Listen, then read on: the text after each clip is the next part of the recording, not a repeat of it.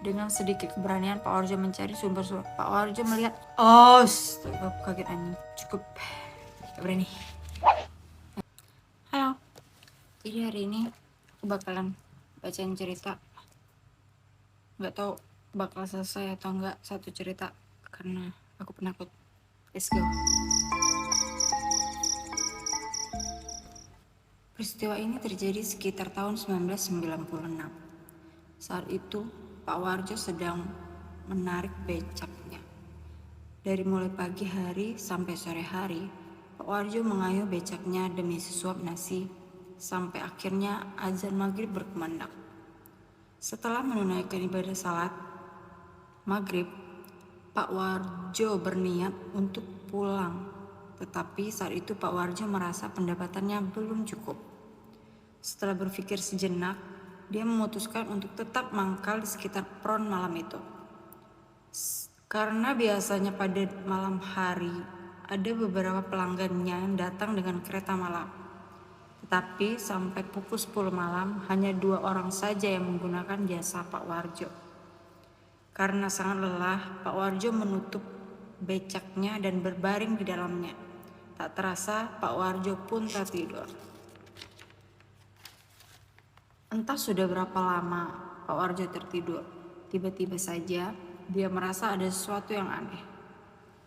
Dia merasa ada yang mengguncang becaknya. Semakin lama semakin keras. Pak Warjo pun terbangun, kemudian melihat suasana sekitar. Ternyata sepi. Tetapi di balik penutup becaknya dia melihat bias sebuah bayangan, seperti ada yang berdiri di depan becaknya. Saat itu juga udara terasa sangat dingin, menusuk tengkuk.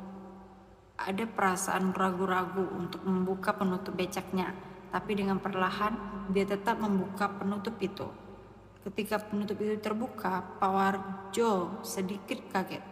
Ternyata di hadapannya berdiri seorang wanita mengenakan blazer dan rok hitam. Di sela-sela lengannya terselip sebuah tas. Ketika melihat penampilan wanita itu, Pak Warjo tahu bahwa dia adalah seorang pekerja kantoran. "Masih narik becak, Pak?" tanya wanita itu seraya tersenyum. "Oh, masih, Neng. Neng mau kemana?" jawab Pak Warjo. "Ke pertigaan Tanah Kusir, Pak," tambah wanita itu. Setelah mengajukan tarif, tanpa menawar, wanita itu mengiyakan. Wanita itu terus saja tersenyum dengan sebuah senyuman yang amat misterius. Sebuah senyuman yang mengandung banyak arti. Setelah wanita itu naik becak, Pak Warjo pun mulai mengayuh becak tuanya. Ketika mengayuh, Pak Warjo heran mengapa becaknya terasa sangat berat. Becaknya seperti dinaiki 2 orang.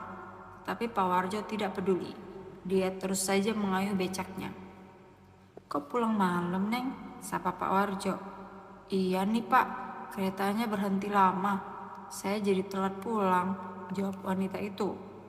"Loh, perasaan saya jadwal kereta hari ini lancar-lancar aja, Neng," tanya Pak Warjo heran. "Iya, Pak, hihihi," jawab wanita itu. Pak Warjo merinding ketika mendengar tawa wanita itu. Merasa tidak ada yang lucu, tetapi mengapa dia tertawa? Suasana yang sepi dan suara tawa wanita itu membuat Pak Warjo bergidik. Akhirnya dia memutuskan untuk menghentikan basa-basinya dan mengayuh becaknya. Tidak terasa mereka sedang berjalan di jalan yang berada di samping rel kereta.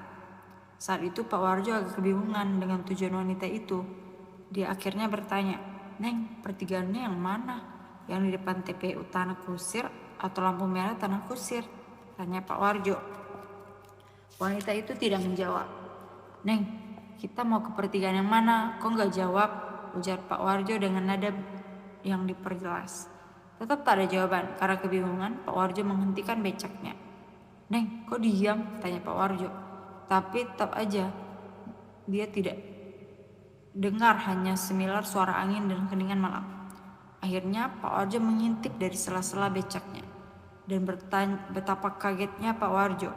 Ternyata wanita itu sudah tidak ada di tempatnya. Pak Warjo pun turun dari becaknya dan memastikan. Ternyata benar, wanita itu tidak ada di tempatnya. Pak Warjo kebingungan. Dia melihat sekitarnya sangat sepi. Jadi kemana wanita itu pergi? Padahal dia tidak melihat wanita itu turun dari becaknya. Di tengah kebingungannya, tiba-tiba Pak Warjo mendengar sesuatu, seperti suara seorang sedang menangis. Tangisannya sangat pilu. Ketika itu perasaan Pak Warjo mengatakan ada yang tidak beres. Selang beberapa menit, Pak Warjo mendengar ada yang memanggilnya. Pak, tolong saya Pak, saya mau pulang, anterin saya pulang. Suara itu diselingi suara isak tangis. Pak, tolong saya Pak. Tubuh Pak Warjo ketika itu gemetaran. Di dalam hatinya Pak Warjo tak hentikan melafalkan ayat-ayat Al-Quran. Suara tangis itu masih terdengar. Dengan sedikit keberanian Pak Warjo mencari sumber suara itu. Seketika itu Pak Warjo melihat kaget anjing. Pak Warjo melihat ada sesuatu menyembul keluar dari semak-semak. Dan ketika diperhatikan ternyata itulah wanita yang tadi menaiki becak Pak Warjo. Wanita itu menarik tubuhnya di tanah dan pakaian wanita itu penuh becak darah. Wajahnya amat pucat.